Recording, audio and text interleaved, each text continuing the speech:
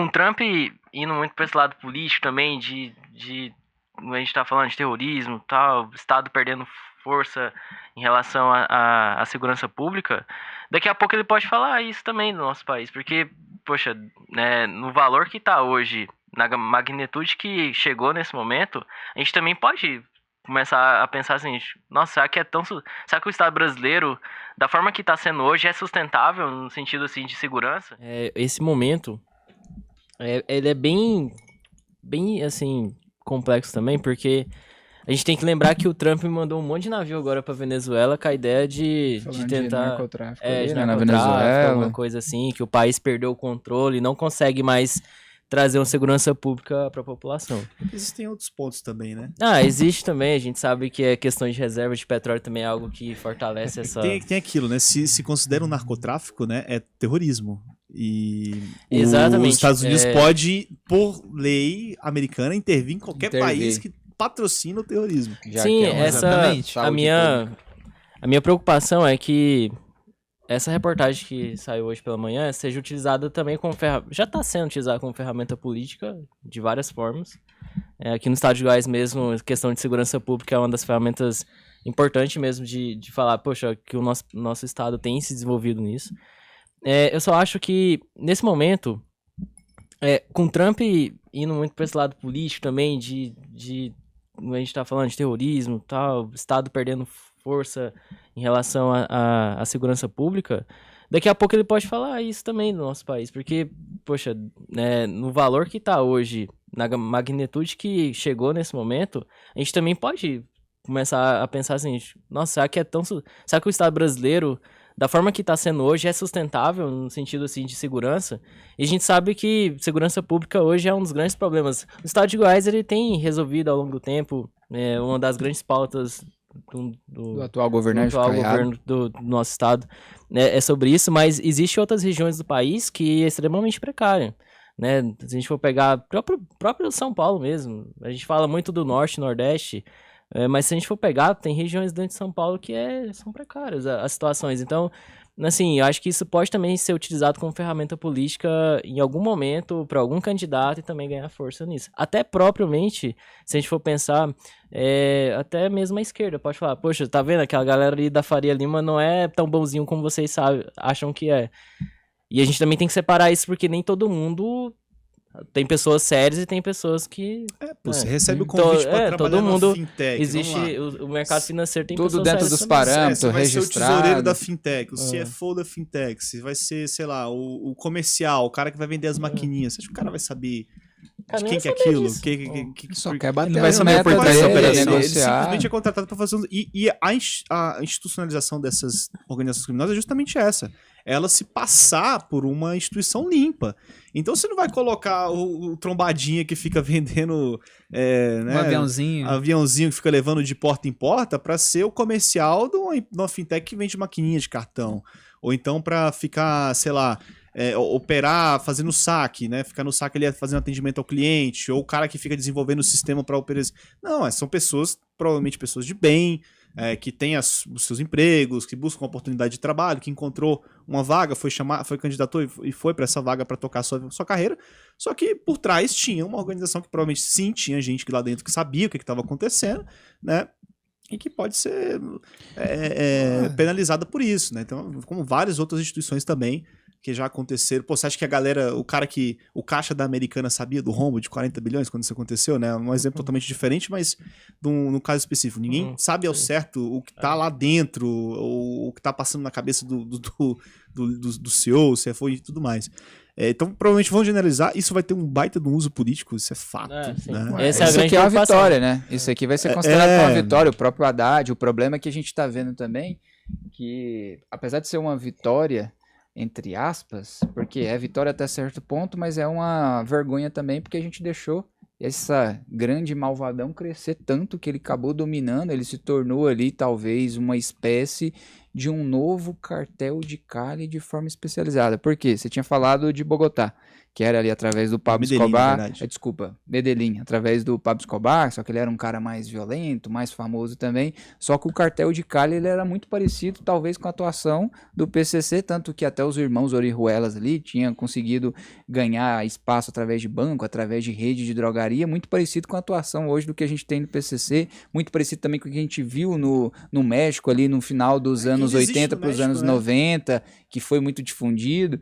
Então a gente vê que o governo, querendo ou não, ele foi leniente. Por quê? Você não consegue crescer se você tem ali um ambiente que vai te coibir. E querendo ou não, eu não tenho provas, eu não tenho nenhuma prova aqui para concretizar isso, mas quem não garante que o PCC já está envolvido também em política, através de patrocínio de campanha de vereador, de deputado e em outros. Não estou acusando ninguém, mas quando você chega num nível de poder desse, que você tem 30 bi de patrimônio, considerado patrimônio limpo, cara, você tem o poder, você tem um poder ali, você consegue fazer evasão de divisa, você começa a afetar outras jurisdições, porque hoje o PCC ele não é só um problema do Brasil, ele é um problema já da América Latina, ele já tem ali participação em outras instituições, ele já tem problema ali no Peru, ele já tem ali dentro da Bolívia, ele já está conseguindo fazer ali o Conchavo, ele já se tornou uma multinacional.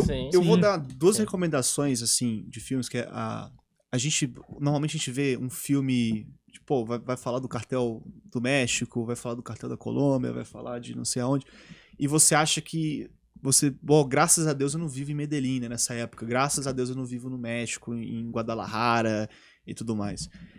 Só que, cara, não é muito diferente em São Paulo, não é muito diferente no Rio, não é muito diferente nas principais capitais do país, cara, é o mesmo cenário, e a organização é muito parecida. Então, se quiser assistir um filme, tem o Sicário, se não me engano é Sicário, sim, né? Sicário. É um muito filme bom. que trata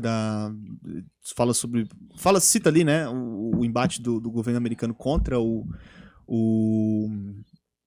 cartel do México. Cartel do México. E tem um outro filme também muito bom que em português Feito na América, né? Sim. Com Tom Cruise. Com Tom Cruise também. É um filme mais cômico, assim, né? Mas também mostra muito a relação que o próprio governo americano tem com esses cartéis, né? De Medellín na época dos anos 70 e tudo mais. Cara, você vai ver, você vai pensar assim, pô, isso não vai acontecer comigo nunca. Mas acontece, gente. Vamos imaginar que no ano passado, no ano retrasado, teve um cara que morreu, né? Foi desvivido no maior aeroporto internacional da América Latina. Entendeu? Então, assim, essas coisas acontecem e você não tá fora do dia a dia. Além de um problema estrutural, institucional, a gente pode falar também de um problema social que a gente vive. A gente vive em situações dominadas, né? Aqui, pô, o estado de Goiás, ele promove muito a questão da segurança pública, né? O estado mais seguro do país e tudo mais. Realmente, a gente tem um índice de criminalidade muito baixa, reduziu muito nas principais regiões das cidades de Goiânia, dos centros urbanos, né? Mas, cara, você vai pra periferia, você vai ali pro redor, você vê lá. Você vê nos muros, né? Proibido roubar, a comunidade, não sei o quê. Você vê um certo grau de institucionalização, né? Os caras já não proíbem furtos e crimes dentro da região para não atrair a atenção da polícia e não desmantelar a sua operação.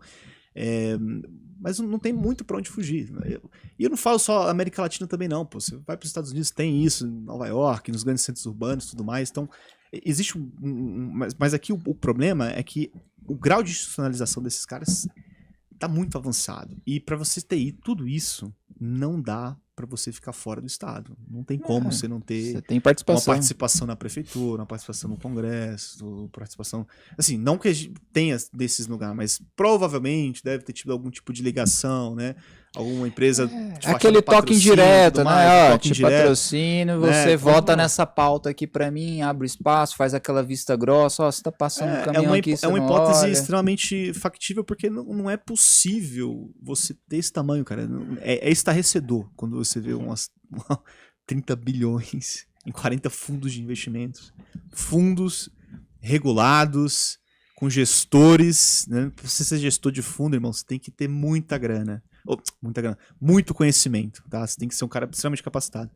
Então, enfim, eu acho que o ponto-chave é o grau de institucionalização disso. E se você já tá ganhando uma grana acima de R$4.500 por mês e quer aprender a investir, o que eu vou te recomendar? Acesse aí alvp.com.br, clica aqui no botão faça a sua análise de perfil, preencha o questionário até o final. Se você for aprovado, né, aqui para participar da UVP, você vai assistir suas aulas comigo, que para mim vai ser um prazer te ensinar a investir no Brasil e no mundo inteiro. Só se você ganha mais de R$4.500 por mês. Se você ganha menos, não adianta. Por quê? Porque a UVP te dá acesso a uma plataforma exclusiva de investimentos, né, com investimentos que só são oferecidos para clientes que têm mais de 10 milhões de reais. A gente é hoje também a consultoria top 1 do Brasil, vinculada ao maior banco de investimentos da América Latina, que é o BTG Pactual. Então a gente tem lá geopolítica, formação de investimentos mesmo. A gente já formou mais de 50 mil pessoas. Só de placas de alunos nossos que se tornaram milionários, a gente entregou mais de 1.000. E como é que você sabe que a UVP funciona num mundo de tanta ferramenta gerada, de tanta coisa gerada a partir do nada? A certeza que você tem é que se você concluir a UVP até o final, pode fazer todas as aulas gratuitamente. Chegou ao final, você não aprendeu a investir, a gente devolve 100% do seu dinheiro. Pode pesquisar, Reclame Aqui, Juros Brasil, se fosse mentira, a gente não estaria aqui. Por quê? Porque você simplesmente poderia fazer a UVP e falar, Raul, eu não aprendi a investir e pegar o dinheiro de volta, ou se a gente não te devolver, você me processa. Ganhou de graça 10 mil reais, investimento melhor que esse não tem, né? E você vai perceber, se você buscar pela UVP, que a gente nunca teve nenhum processo. Só quem processa a gente é corretora safada, porque perde dinheiro com as coisas que a gente ensina. Então eu recomendo que você vá lá e faça o seu cadastro. Se você for aprovado, não é todo mundo que é aprovado, vai ser um prazer para mim te ensinar a investir aí.